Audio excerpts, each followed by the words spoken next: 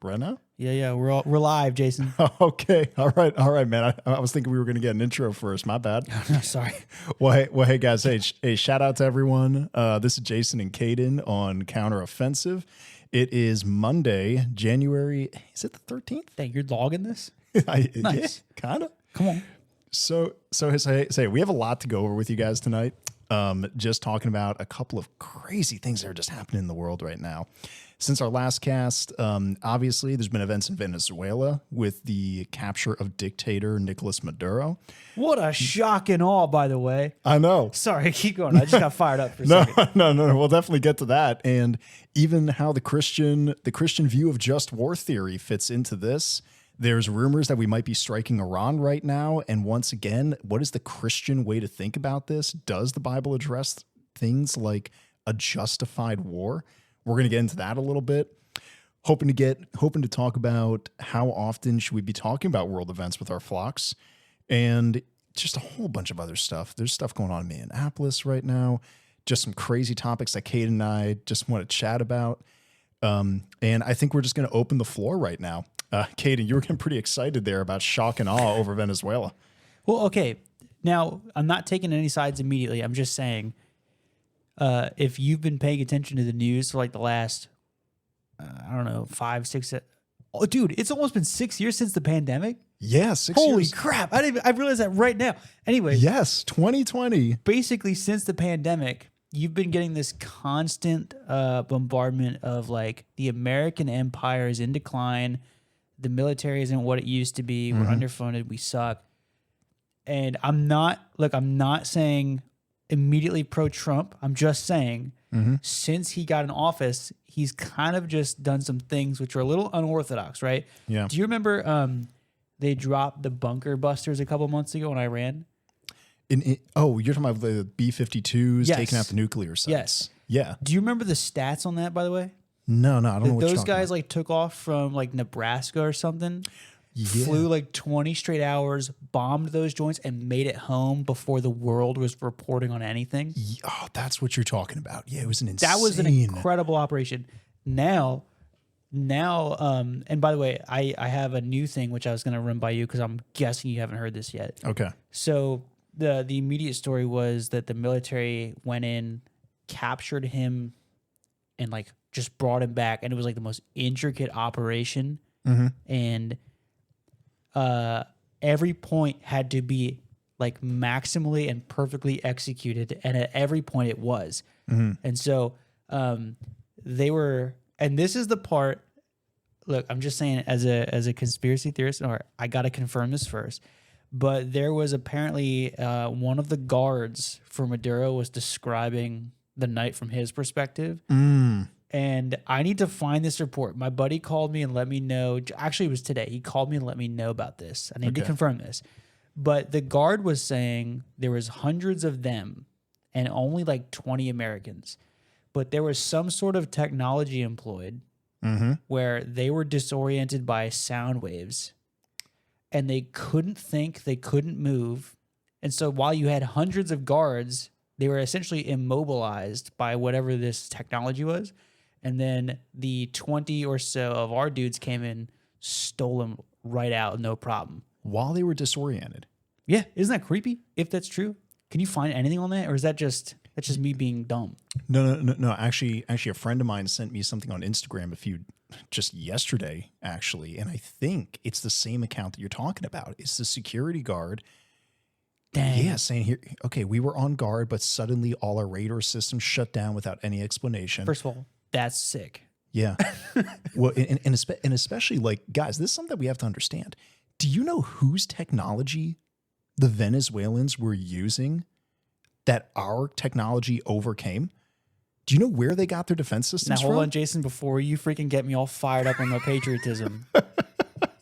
Just pause. Go ahead.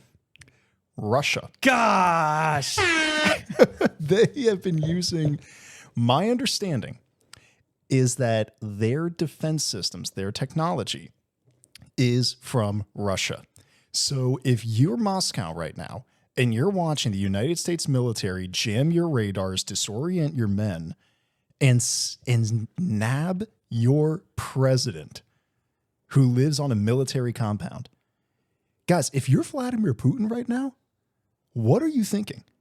If you're Ayatollah Khomeini, if you're President Xi, you just saw everything change, I think. Yeah, and well, okay, jokingly, I'm hyper patriotic, but like I'm pumped because of the intricacies and the detail of that, and that it was able to be pulled off. But that's a great segue to where I was going initially. Okay, where we going? So you've been told for like 6 years the American empire is in decline. We're weak. All of our adversaries are hyper strong.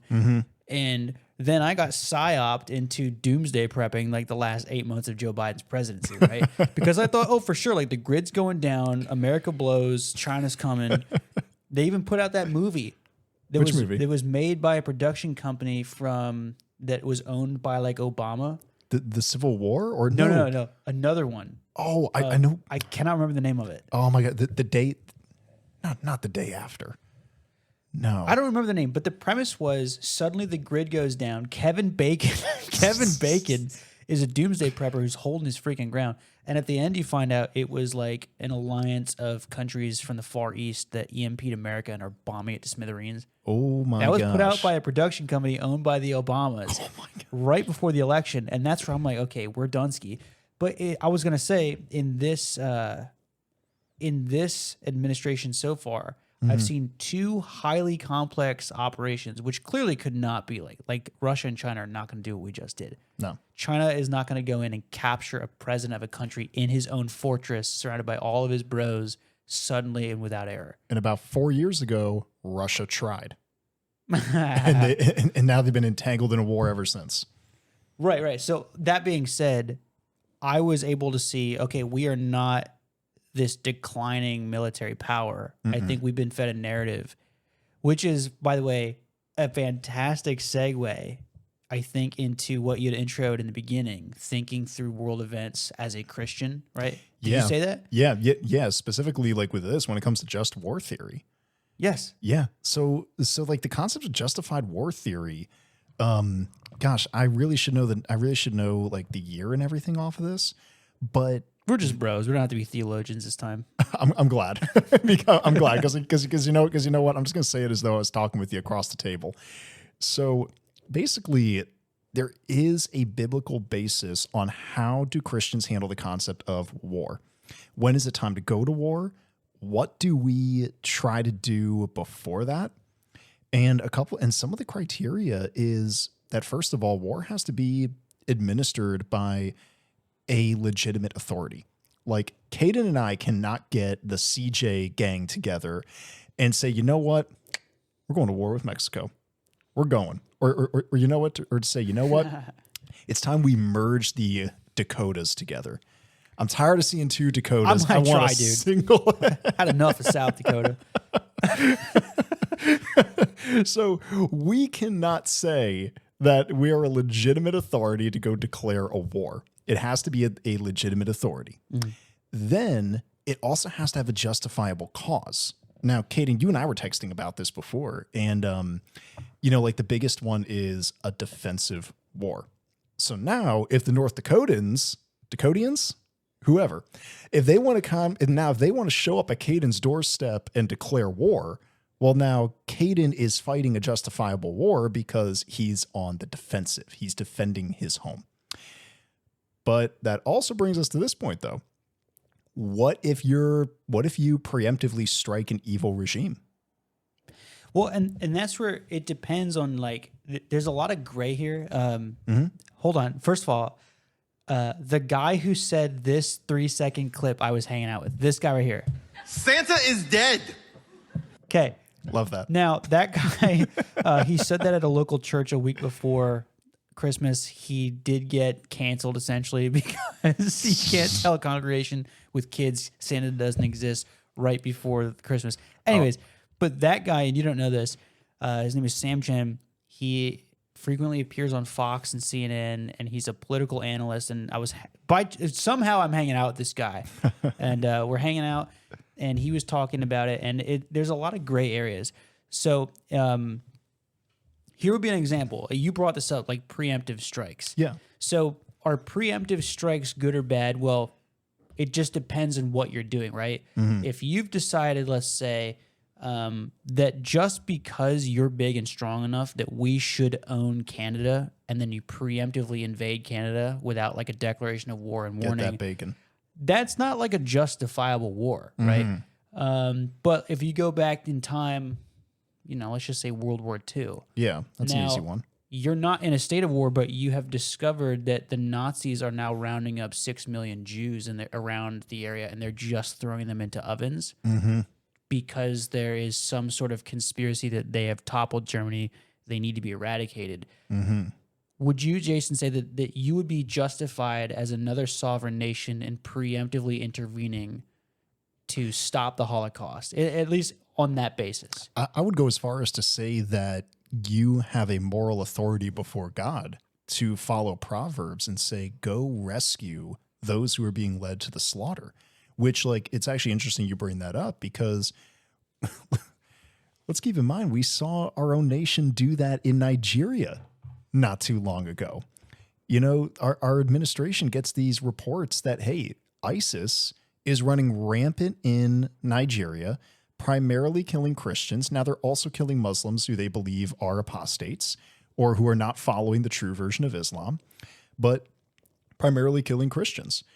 And so our own government gets word that they were preparing a Christmas Day attack.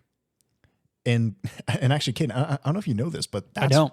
But like that's why we struck Nigeria before Christmas or around Christmas. I got to be honest, I didn't even know we hit Nigeria. Oh, we did. Oh, you didn't know this. Dang. Okay, well, we did this. So I was hoping you weren't going to go live and go rogue live because I actually have no idea what you're talking about with Nigeria, but that kind of rules whatever you're about to say. Oh yeah, we did. So ISIS has a large presence in Nigeria, and they are slaughtering Christians in particular right now. Oh, you know what? I've heard of the Christian slaughter in Nigeria. Okay. I didn't know we bombed them. We did. We coordinated with the Nigerian government, which again, justified as well because the Nigerian government was also involved. So we went in and bombed these guys. I don't know the extent of the damage. I don't know if that's actually I don't know what dent that puts into ISIS, but to answer your question, yeah, I think you have a moral authority. I think you have a moral mandate before God to follow his word that says that if you see people being led to the slaughter, you go rescue them. Well, the better part about the just war theory is that you can make it less complex actually by boiling it down to like an individual basis. So we're currently recording at Jason's joint. Now, he has a neighbor that if he closes his door, it sounds like he's storming Jason's front door. And if you have an apartment, you know what that's like, right? I'm there right now too with a house. Anyways, if you were, let's say that you knew for sure, you had intel that the guy across the hall, like later tonight, would be murdered by another person for no reason. Like they just decided that his apartment was theirs because they could take it.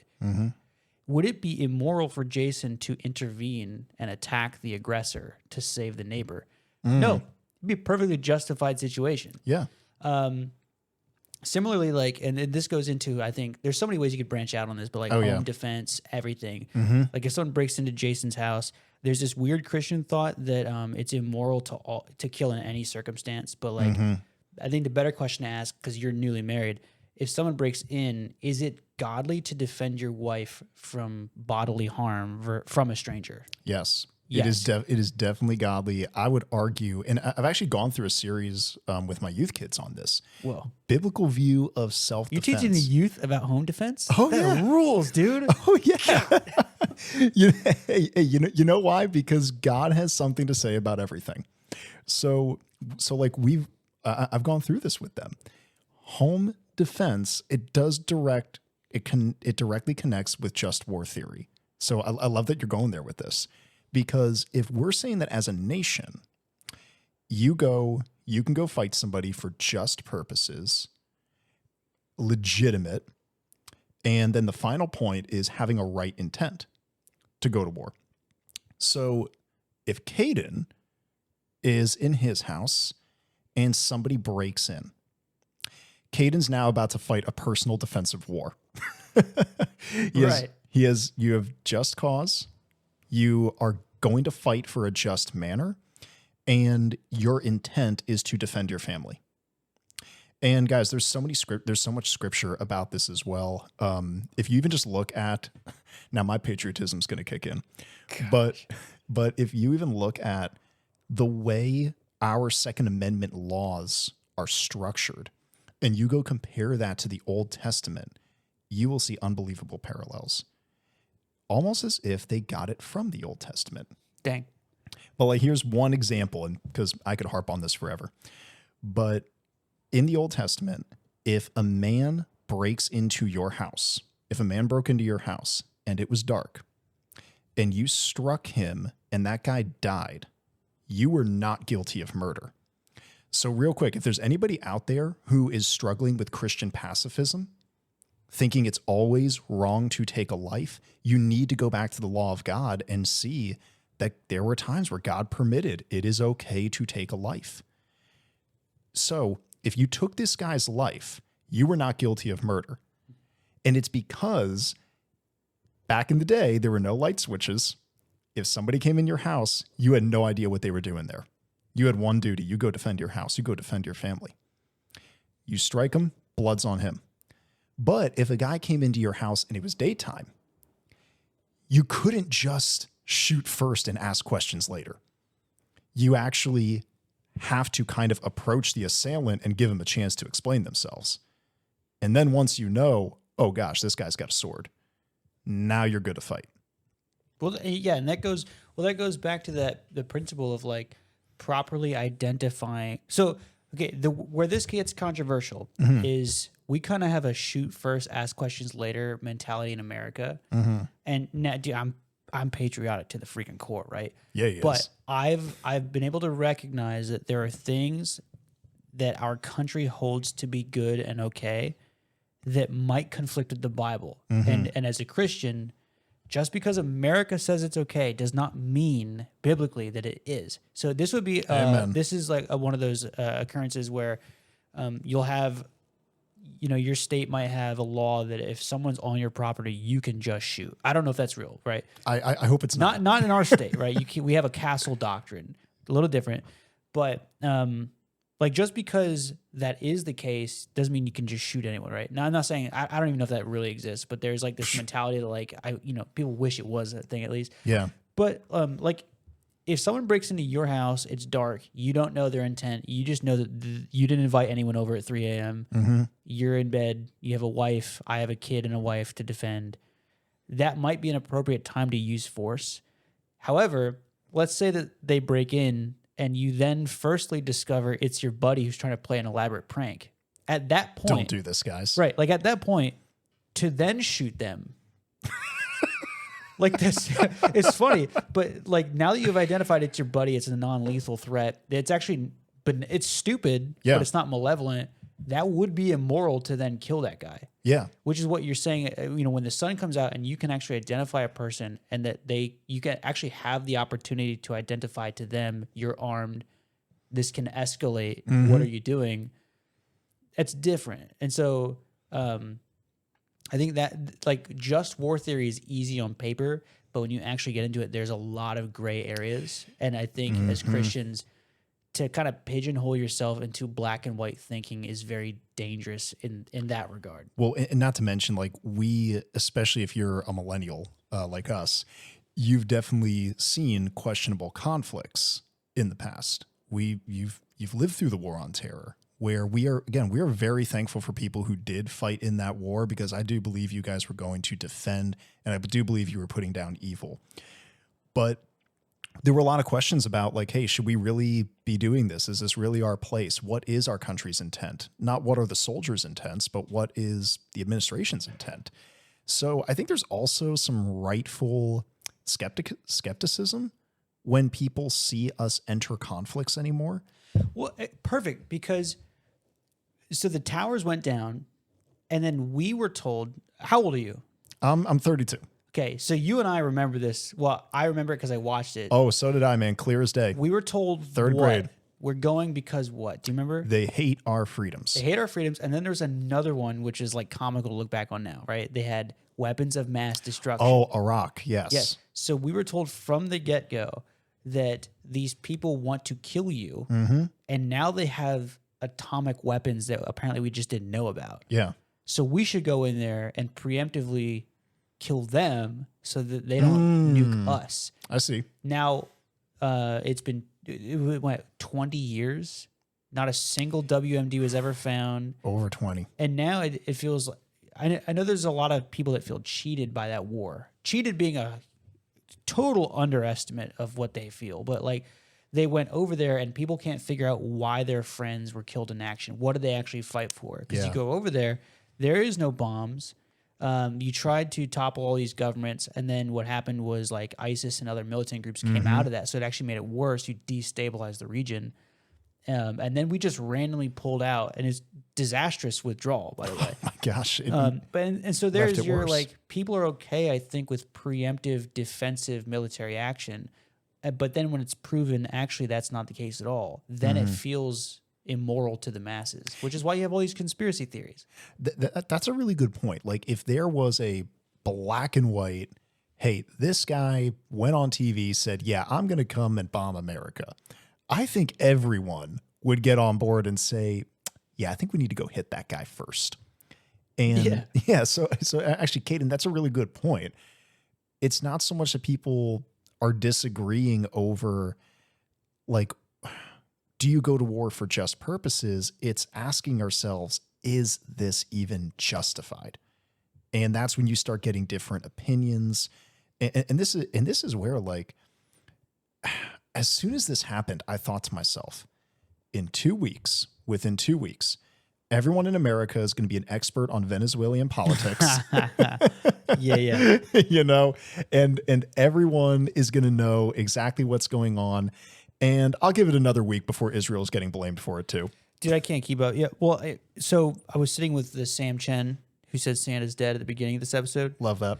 And I mean, he brought up some good points, which is like, you have things which are like classified as an act of war. Now, you and I know that the Congress needs to declare war. Right now, but there's like some powers in there that the commander in chief has for like 60 days. He can do something, but it cannot be like a declaration of war. I'm not going to go too far on that because I'm not like an expert on the powers, but but like you take the Venezuelan example. Does the president have the ability to snatch another leader out of his home in a fortress? Well, you're like, it seems like an act of war. Like, if that happened to us, like Canada stole Donald Trump, it's war. We would be invading tomorrow, right? But like, that is he? I don't know where I'm going with that, but I'm just the trickiness of it is like, okay, what he did can optically look like he has done a wartime act, but then also remember for the last 20 years with presidents going back to George Bush, they have dealt with Venezuela being kind of like a landing and launching pad for other global powers. And the guy we abducted also stole an election in 2022, factually. True. He got crushed and then never left.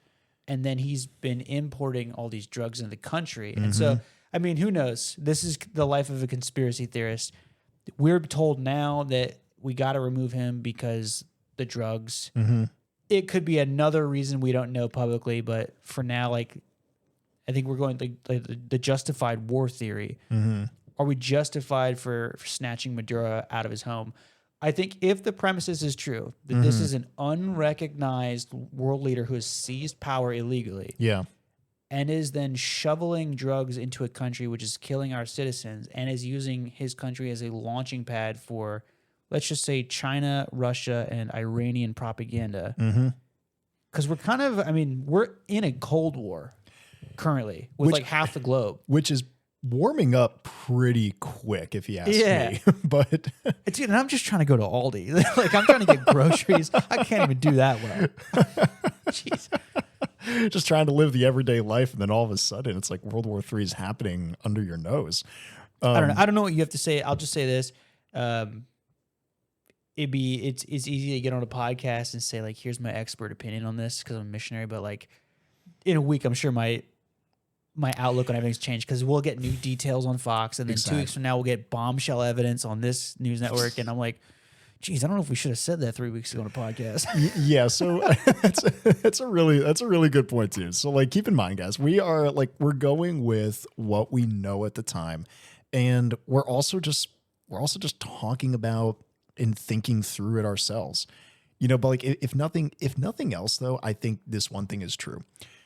There is a way that we are supposed to handle this and think about this as Christians, and it's not to just follow blindly what we are initially told, but it's also not to have an overly cynical view of the world where you just automatically dismiss something because it just sounds too perfect or it sounds too good. You know, like, again, there's biblical standards of investigation and how we think through things, which I think could really be used in Minneapolis right now. God, well, that was a fantastic segue because, so in my old church, I had a youth pastor who very negatively had, I don't remember exactly what he said, but his very negatively said comment was something along the lines of Christians should never get wrapped up in conspiracy theories because that makes our position really hard to defend.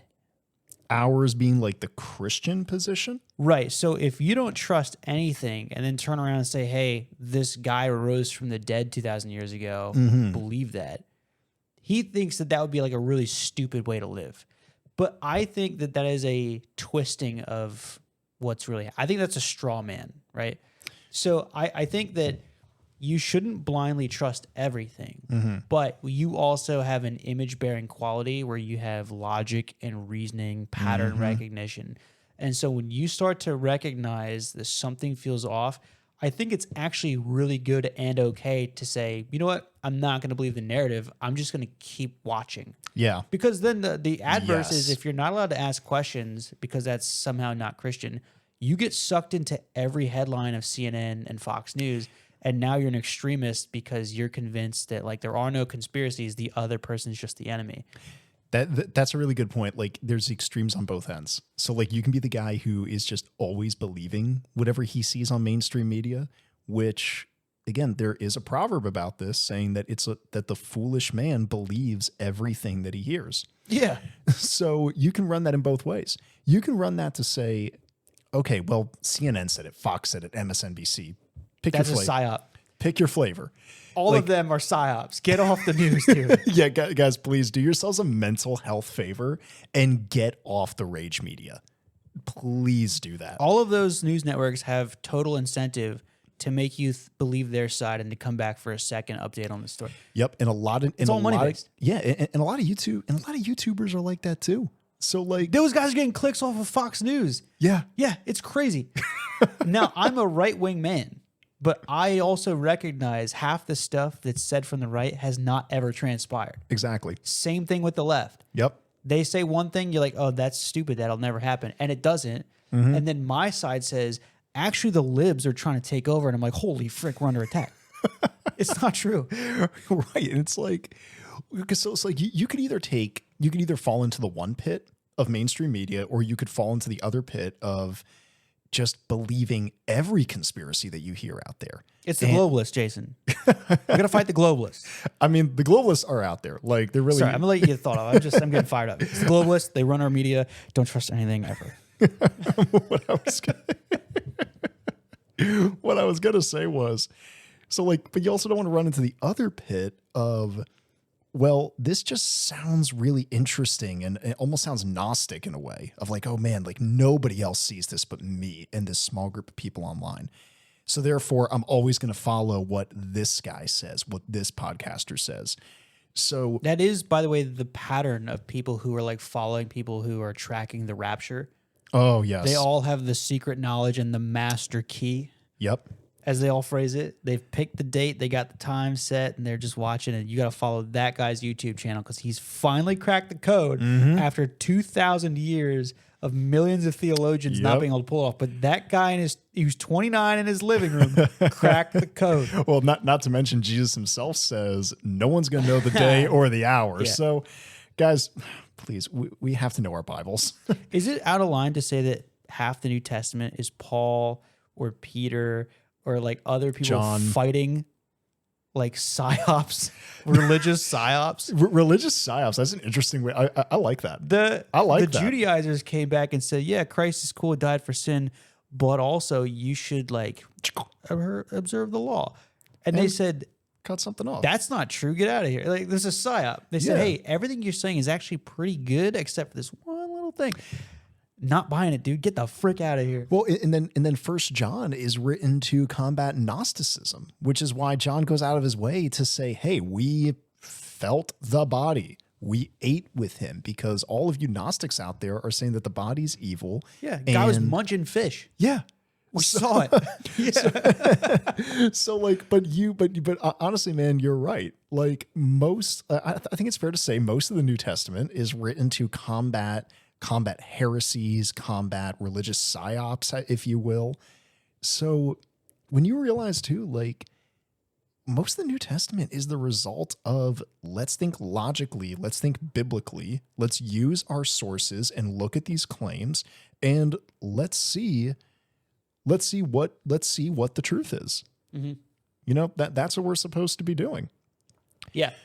Well, I was going to say, like, I think the wisdom you get out of the Bible is pleading with you to slow down, not just agree to everything, but think about everything before you actually act. Exactly. Do you know who Andrew Wilson is? Name doesn't ring a bell. Okay. I watch him debate people on political topics, but I don't actually like the personal conduct of Andrew Wilson. There's a pattern of people who are arguing from the Christian perspective, but their conduct is totally out of line, right? Oh, yeah. An extreme example, Nick Fuentes, right? He is Catholic, and you listen to him argue, you're like, okay, this guy actually has decent theological and apologetic arguments. I've never listened to a full episode. He can actually do a really good defense of like Christianity, universal like moral ethics, all of these things, like on a high level. But then you're like, well, how does he? The code of conduct seems to be off though. Like there's just a small disconnect. Same with Andrew Wilson, where it's like these guys are doing high level debates and they're actually really good and knowledgeable.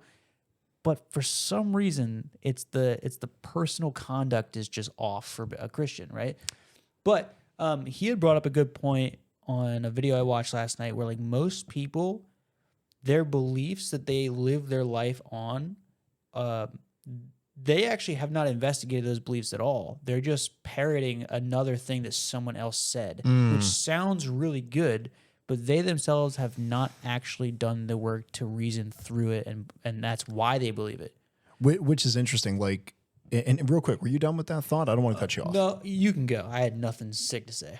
No, well, I was gonna say I was just watching some where Paul Washer talked about something like this, but he was talking about like holiness and understanding God, and how so many times like we just kind of parrot something that we have heard, or we can talk about somebody else's sanctification process, but not being able to talk about it for ourselves. And like what you're saying there with like logic and reasoning and thinking through, you know, the same thing really also applies to our personal spiritual journey with Christ as well.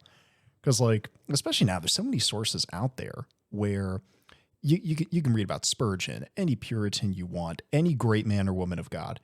And it's so easy to latch onto that and go, well, I know and I agree with this man's conduct and his teachings. And you somehow think that by osmosis, you are suddenly connected to that. But it's turning it back around on your own life and saying, okay, but do I live like I believe that? Do I live like I have really thought this through, prayed this through, experienced this through? So that's just like a little side note on my end, how that even relates to like a spiritual walk. I was going to say this happens all the time in Christian culture. So, like I was talking with my pastor this morning similarly about this. So my pastor is 5-point Reformed Calvinist. I am not that. I would say I'm Molinistic, Yeah. but I was telling him the thing that like I actually tried to have him explain Calvinism to me, because I was telling him, if you get 10 people in a room and they all identify as Calvinists, they all say something different. Yeah. And I just want, what is it? You know? Mm-hmm. But I'm finding like with people who, and this, by the way, the 6 of you who will listen to this, you probably don't understand this. And if you do, you're the man. You're going to have people that oppose a system like Calvinism, not because they know why it's wrong or why they don't believe it, but because they just don't like it. Mm-hmm. Similarly, I have college students who will tell you that they're Molinists, but they can't explain Molinism. Yeah. So the same thing with like, they'll tell you that they're Trinitarian, but can't explain the Trinity. And so really like, you don't believe in it really. You just like the idea of it. Yeah. And I think obviously there is like children do not know how to explain the Trinity. There's a lot of adults that don't know how to explain it, but they do really believe. But I think what you're getting at is like, you have, like, there does come a point where if you're going to mature as a Christian, you need to be able to explain why you believe what you believe and exactly what you believe at all. Yeah. But there's so many, yeah, perfect. And there's so many ramifications, like not even just theologically, but like if you always lived your life on quips and one-liners, but you've never actually thought through your own positions and knew exactly why and can articulate why you believe them, you're actually just living based on a ton of assumptions, you know? So like, and I see this a lot with like my family. Like I voted for Trump in 2024, 2020, 2016. Let's go. But I could at least, by the time I hit 2024, I could articulate exactly why not Kamala, you know? Yeah. And that'd be an easier way to explain the election. It wasn't why I love Trump. It was just why not Kamala. But like I was able to list one thing that Joe Biden did that I actually liked. I tried to do that with Kamala. I couldn't find a single thing that I liked, other than there were just these hype speeches she was giving. But my family, they all voted for Trump, but they couldn't list a single thing that they investigated about like Joe Biden or Kamala, you know? Like something good or just in general about the other person? Either. So if you're the rest of my family, he's never done anything good, not even once ever in his life. And that's why we're Trumpers. But I could point to like, well, you know, for example, he kind of put out the thought, maybe we should do our own like chip building in the United States, not rely on Taiwan. Now, even if that's the only thing he ever did, I can say, well, it's a decent thought. Yes. But I mean, my family wouldn't even know one point. And that's where I'm saying, like, you can like Trump or you can believe in Calvinism or all these isms, but if you can't explain even the little things of your own camp or even articulate some other things, like, you probably don't really believe it. You just like the idea of it, you know? Which I think is helpful because, like, you're not an evil Christian if you're a Democrat on paper. You know what I mean? There's like good parts to that side of the coin. Yeah. But I think we're okay. Going back to this is where I was going originally. All right, bring us home. When you go to the news, you're only given the craziest fringe extreme version of the other side. Going back to Minneapolis, right? Yep. So the idea now is like all liberals are storming Minneapolis to fight ISIS, or not to fight ISIS, to fight ICE, because all Democrats are totally in love with the idea of just free money for all illegals. And I know people that are Democrats who don't agree with that at all. Exactly. And I know that I know one Republican, self-identifying Republican, who would be like, yeah, actually, I think it's totally fine. I think ICE is wrong there. And so like you actually find in the normal sphere, there's a giant spectrum of people. Exactly. And if you only think all Republicans are racist and all liberals are idiot communists, Yeah. you're actually going to go a long time without finding a ton of those people in the wild. Do you know what I mean? Yeah, that's a really good point. I mean, hey, one of my best friends is a Democrat. He did not vote for Trump any of those times. I think 2016 he wrote in Marco Rubio. Dude, I didn't tell you this. Can I intervene really quick? Yeah, go for it. Yeah. I did not tell you this. Inspiration struck. So, we had those local like midterm elections in where I live. Yeah. And you know how it's like you gotta vote on the guy for like police chief and like school board and all that, John? Have you ever done one of those? Oh yeah, I've done them. I did not tell you this, but I wrote you in for chief of police Did you actually? or whoever. Yeah, The chief of police of Kutztown? Yeah, I wrote your name in. Oh, that's awesome. So technically, you were in the race. Yo, I got to a become vote. the freaking. Come on, man. Let's Come go. on, you're like Commissioner Gordon. Let's go. Oh my gosh, man. I got a vote. Will you write me in next time though? Yeah, I will definitely. Dude, what if I freaking won off of one vote? Dude, I'll write you in as mayor. I will write you in as mayor next time. I ran for mayor. Did you actually? Like hold Hold on. hold on. I jumped the gun on that. I tried to become the dean of the local university, which for some reason I equated with the mayor of Kutztown. You what? Well, okay. Do you remember on episode 1 we were talking about quitting Hobby Lobby? Yeah. And how like nothing we were doing was working out. So you went from Hobby Lobby to the dean of the university? Funny enough, go back and listen to the first episode. I was talking about showing up to a shift at Hobby Lobby with a hole in both layers of my pants. Remember that? Yes. Okay. I remember it was the day. within a week. I was applying to be the dean of Kutztown University. I thought I have a chance. And what if my life turns around if I get to be the dean? And then I found out that all of my friends had secretly applied to the same job. Oh my gosh. We were all applying. Whoa. Okay, so at least you weren't the only one thinking about this. We all laughed about it. None of us were ever going to get that job. We're all like 22, you know? Oh my gosh. Well, okay, long story short, I'll write you in as dean of Kutztown, and I'll write you in as mayor of wherever I'm living next time. Because I think you'd just be a great mayor. Damn, that rules. Thanks, Jason.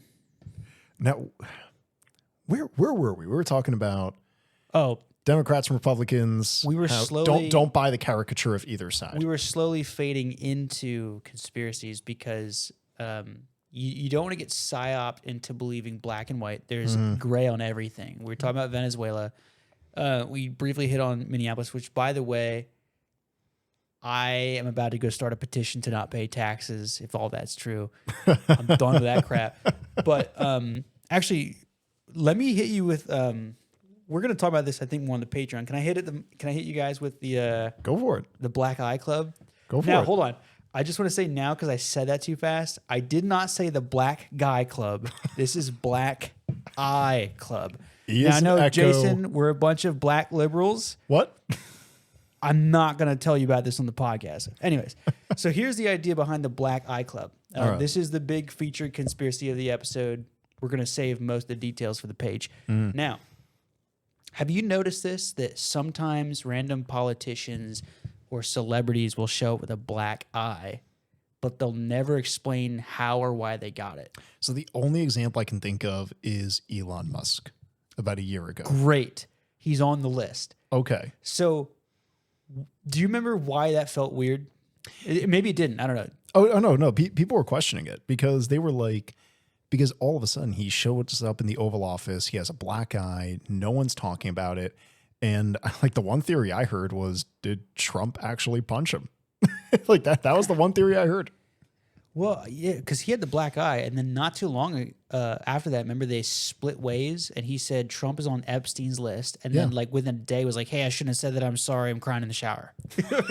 Yes. Like he totally backtracked on it. It was like, well, that's really weird because one, that's a huge charge to say on a global level. And he put it on a global level. Yeah. He put it on X. And then to come back within like a day, be like, actually, sorry about that. That was a misfire. That's a huge misfire.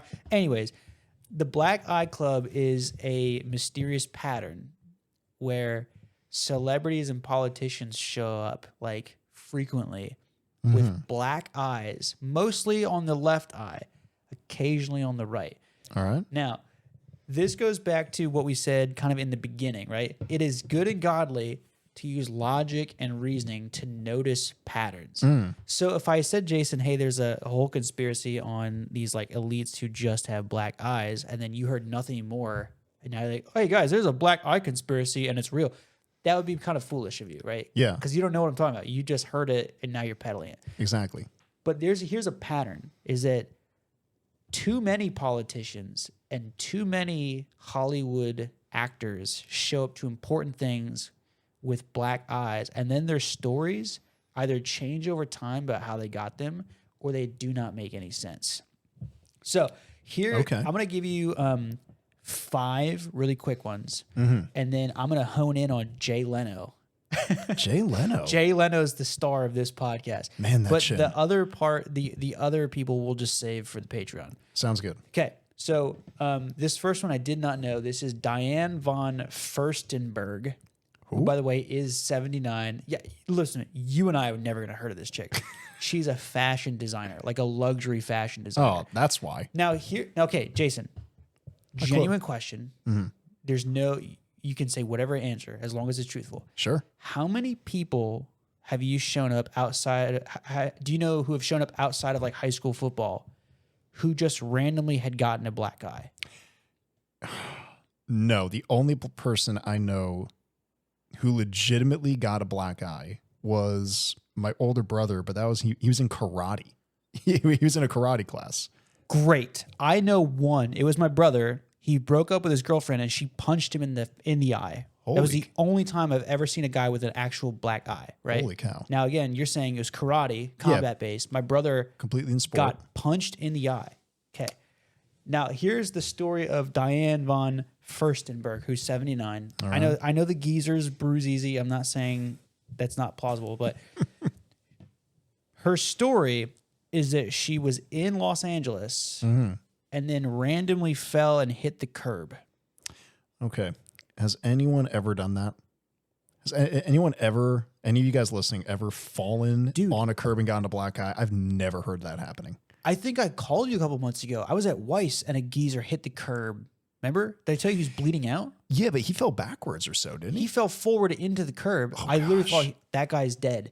He wasn't dead, but he was bleeding, right? Oh, that's right. Even the that ambulance. guy who hit the curb, like I don't know if there's a way where you can hit a flat surface with your eye that bruises your eye, because it's kind of like in your head a little bit. Yeah, like Do you know if what I you were to hit a curb, like I'm picturing it sticking out.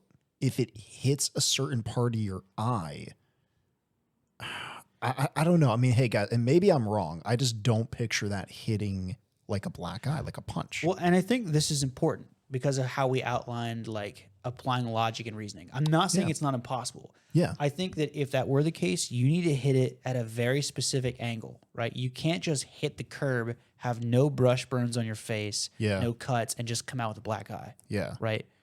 Okay. You have John Kerry. Remember John Kerry? Yeah, the Secretary of State. Okay, now his explanation behind his black eye was very quick, no explanation outside of just ice hockey. Again, could you get a black eye in ice hockey? Yeah, we've seen that. If you watch the NHL, they have black eyes and missing teeth. Yeah, because they're fighting each other all Right. the time. That one, maybe, right? The problem is, and we're not going to get into this on this episode, it's the amount of politicians who show up with black eyes. It's the amount of them. They all have them at some point in their career on camera. Not to mention the amount of them that randomly go blank and stare at the camera for 20 seconds and no one can figure out what they're doing. Anyways, Okay. Ryan okay. Gosling has a black eye. Robert Downey Jr. has had a black eye. Now, the ones with the Hollywood celebrities get really eerie. Okay. Because a lot of them get black eyes as they're coming into like the first viewing of their new movie or like the announcements of their movies. that would be something to look up because, like, again, I've never heard of all this stuff. Look into it. Start with Adam Sandler. We're going to go on that Not Patreon. Adam Sandler. Adam Sandler has had 3 black eyes, and I had the dates and months for all of them. And all 3 of those were new announcements and first viewings for a new movie coming out. Oh, come on, man. Adam Sandler? Yeah. I like We Adam got to keep Sandler. this. Okay, let's keep this is the next one. Reese right. Witherspoon. Okay. Really? Reese Witherspoon had a black eye. And in her defense, she had one small band-aid on her forehead. But let me tell you how she said she got it, and you can tell me what's wrong with this. Okay. She was out jogging and then was hit by a car. Come on. No. Hit by a car? Now, would you get a potential black eye and a cut on your head? Yes, if you got hit by a car. But what else? You would have so much. You would have so much else, though.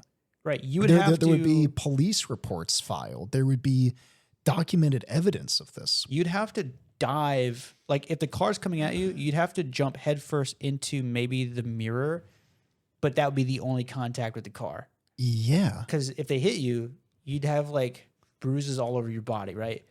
Not Reese, just her eye and a little scratch above the eyebrow, and she was hit by a car. Okay, so like save this for the Patreon if you want to, but why are there weird explanations like that?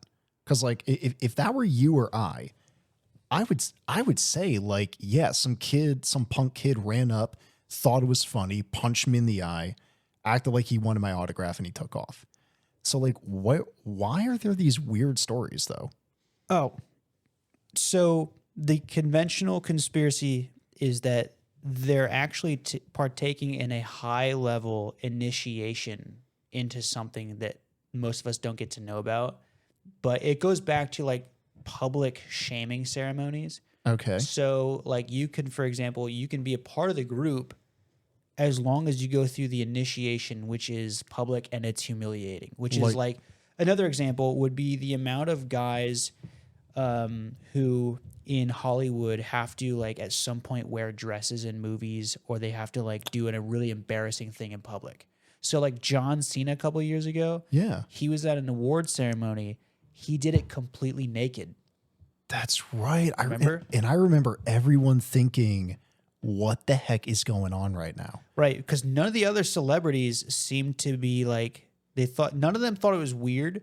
It seemed awkward for sure, but no one was like over the moon about this. There was no like exaggerated expression in either direction. It was just people who were like, okay, John Cena's naked, as if that's normal. Yeah. But he did the whole ceremony totally naked, which is unbelievable. Which I am surprised that was legal as well. Yeah. On top They of that. covered his bits and pieces, but you're still thinking like, oh, that's really cutting it there. Yeah. Right? Holy cow. Now, here's Jay Leno. Okay. Now, Jay Leno showed up with not only a black eye, but a black right side of his face. I'm listening. Google Jay Leno face bruise, see if you can get the picture of it. I'm doing this right now. Now, Jay Leno was explaining, and this is like the prime story. There's a little bit more to this. I'm going to give you the stats, and you tell me what you think of this. I'm not going to tell you what I think. Just you tell me what you think. Ready? Did you find the face? Yeah, he's got an eye patch. He's jammed up. Completely bruised up. Looks like he fought a gorilla, right? Yes. Yeah. All right. Now, here's his official story, and I have this in quotes. Okay. I came out of the hotel and asked the staff, where's a good place to eat? They told me, oh, down this hill. The restaurant's down here. How do I get there? I don't have a car. And I thought, I'll just go down this hill. It doesn't look that bad. Right? After he, quote, took his first step, he fell. He said, as I was falling, I see these two elderly ladies. One of them says, hey, that looks like Jay Leno falling down a hill. The other goes, why would Jay Leno be in Greensburg? He lives in California. This is starting to sound like a joke. Well, he probably said it on his show to an audience, right, for comedic effect. Yeah. So then Jay says, let me see here. He lives in California. Now, he says, when he hit the ground, my face was bleeding, and they said, oh, it's Jay Leno.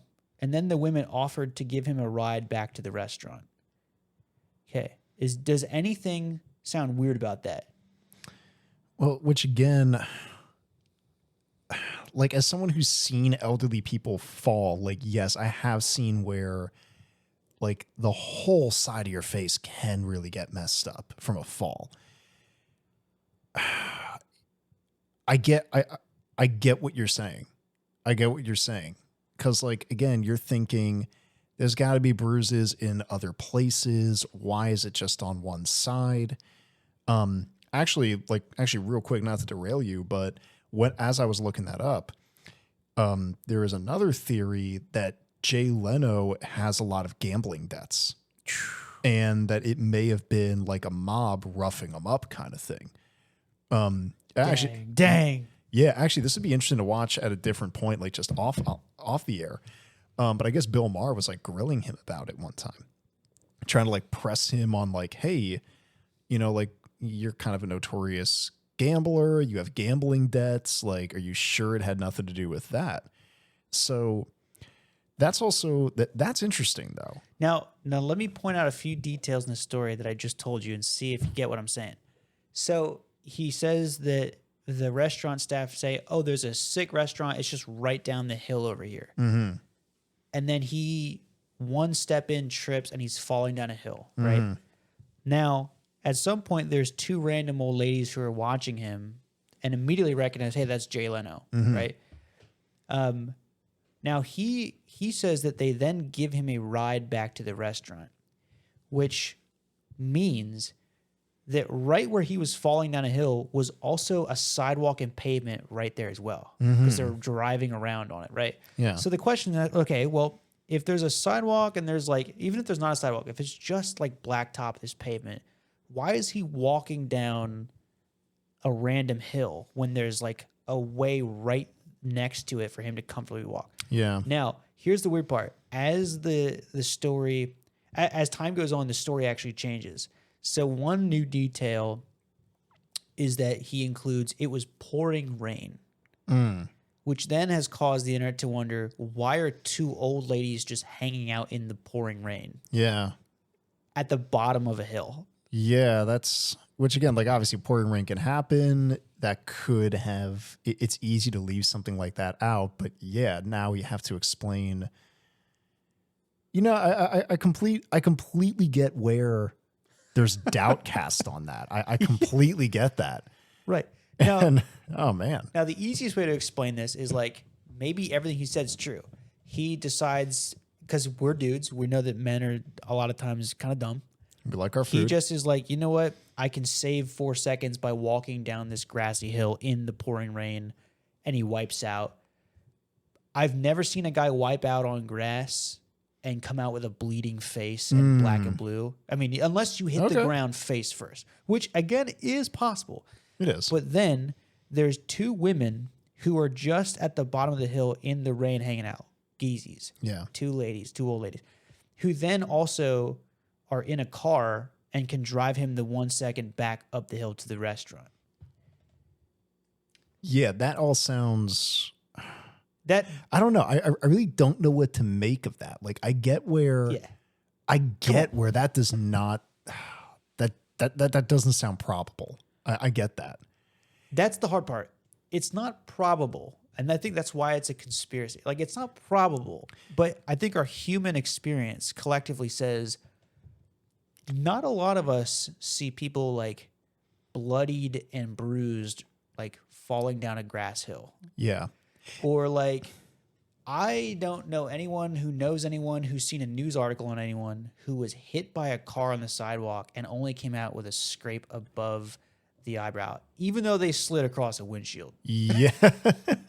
Well, actually, let's go back to Leno for a second and say, can anybody in that restaurant, what's the name of the restaurant? Can anybody verify, yeah, that night Jay Leno came in, he was wet, muddy. Yeah. And you could tell like he was just ravaged, but came in with these two old ladies and they had a nice meal together. Like, can you get multiple people to back that up? Which again, like I'm not saying we have to put Jay Leno on trial here, but these are the kind of questions that you do have to ask yourself when you're thinking through things. Right. Now, I'm not saying that at the end of this trail is the Illuminati, but again, something feels off. Now, I'll say this. When we start to get into the Patreon content, the other names that begin to pop up with mysterious black eyes with no explanation gets really eerie. We're talking popes, presidents, princes. No.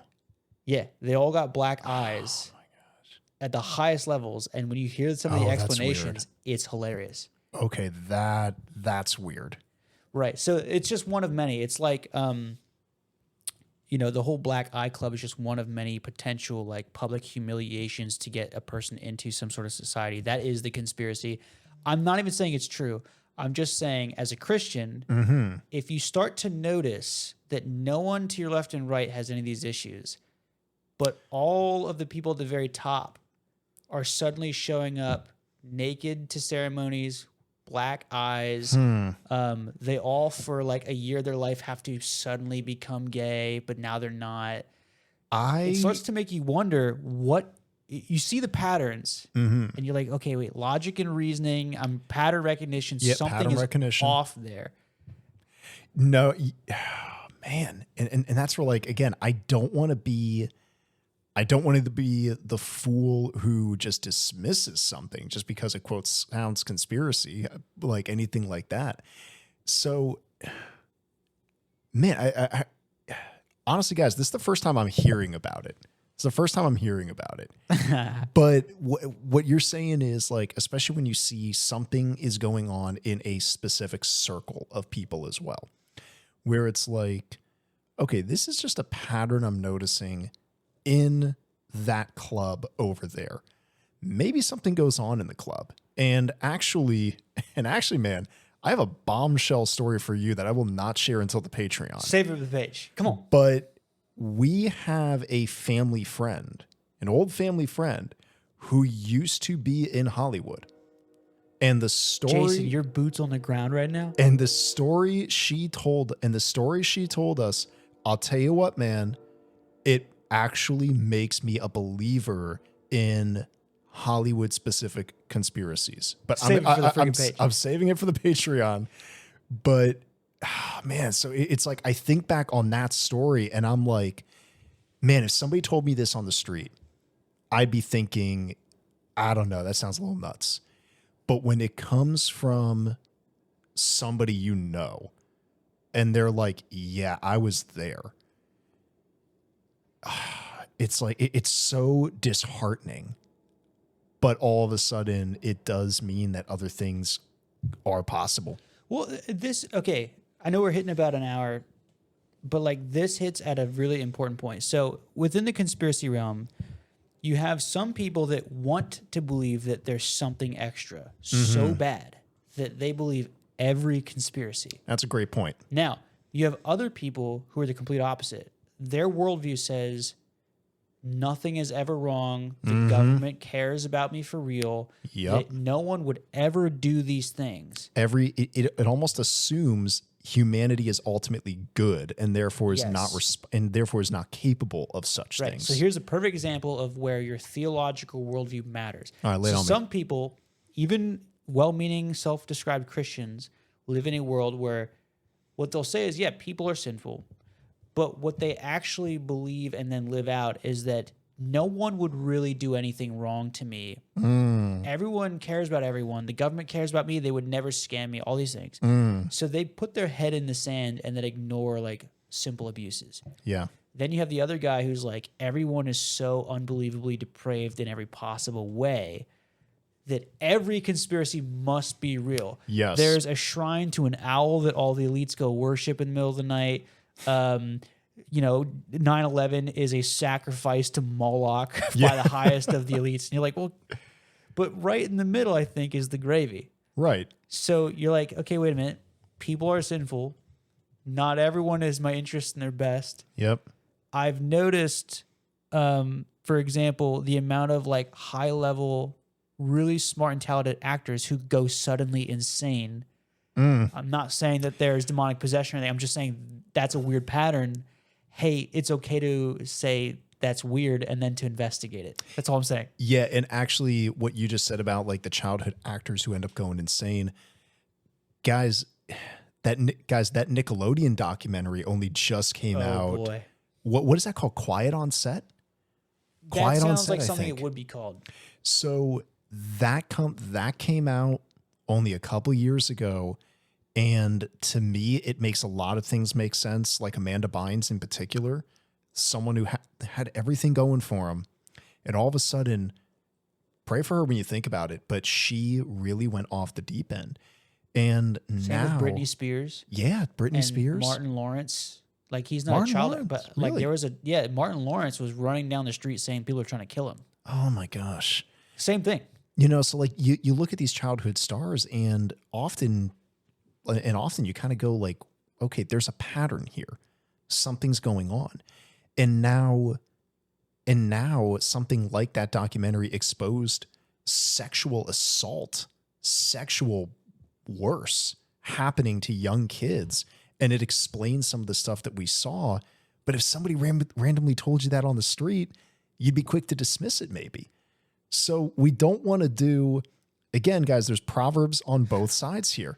You don't want to be the fool who believes everything that he hears, but you also don't want to be the fool who, and by the way, I'm not specifically quoting a proverb on this one, but you don't want to be the fool who just says, nah, I'm just not even going to look into anything. Well, okay, I'm going to hit you with a real quick topic, and then we're going to have to save this for another episode. We'll do a whole episode on this. All right. I'm decreeing it right now. All right, let's from go. The foundations of the cast. Here is the conspiracy thing that Christians are not good at, but here's the line. All right. Aliens are demons. Oh, I can't wait for this one. Okay. I can't wait to chat with you about this one. So we're going to say that for another episode. That is a perfect example of like the guy says something on the street. You're like, well, that guy's obviously a moron, but he might not be totally wrong from his perspective, but he has skipped out on all the necessary details to catch you up on. There's a documentary I want to quickly recommend. I want to say, Caden, I want to say it's called Close Encounters of the Third Kind. Am I fifth? Say that again. Close Encounters of the, I think it's the fifth kind. Okay. Fifth. F-I-F. So if you guys just want to like wet your whistle here, Caden has seen the whole documentary. I just kind of know the premise of it. Let me Google that real quick before we go live with that on the cast. Okay. But you keep going. All right. But basically, just a real quick overview. One of the things I find really interesting about this documentary is that it's a guy who is talking about encounters with aliens. It is. Caden, Fifth kind? Yeah, boots in the ground, ear to the ground. It's Close Encounters of the Fifth Kind. Okay, I'll just give a really quick thing to wet your whistle. This guy starts off the documentary by talking about alien encounters, and then it moves into how we can and need to connect with them. And every practice he names is Eastern mysticism, Hindu practices, New Age. He's essentially praying to aliens, and then he's shocked when they show up. Yes. So dude, we got to save that. Hold on, save that for the next episode or something. We're gonna stop right there. Gosh. So I think we're gonna cut it here, Caden. I think we're wrapping up unless there was anything else we needed to hit on. Nope, we're just gonna switch over to the page. They already know the deal. Buy Jason a coffee, but other than that, that's all I got. All right. Well, hey guys, be sure to hit like, subscribe, whole 9 yards. Be on the lookout. We're going to be trying to pump out some new episodes. We don't have an official schedule put out yet, but please hang with us and also send in questions if you can. Toodles. Take care, guys. Good night.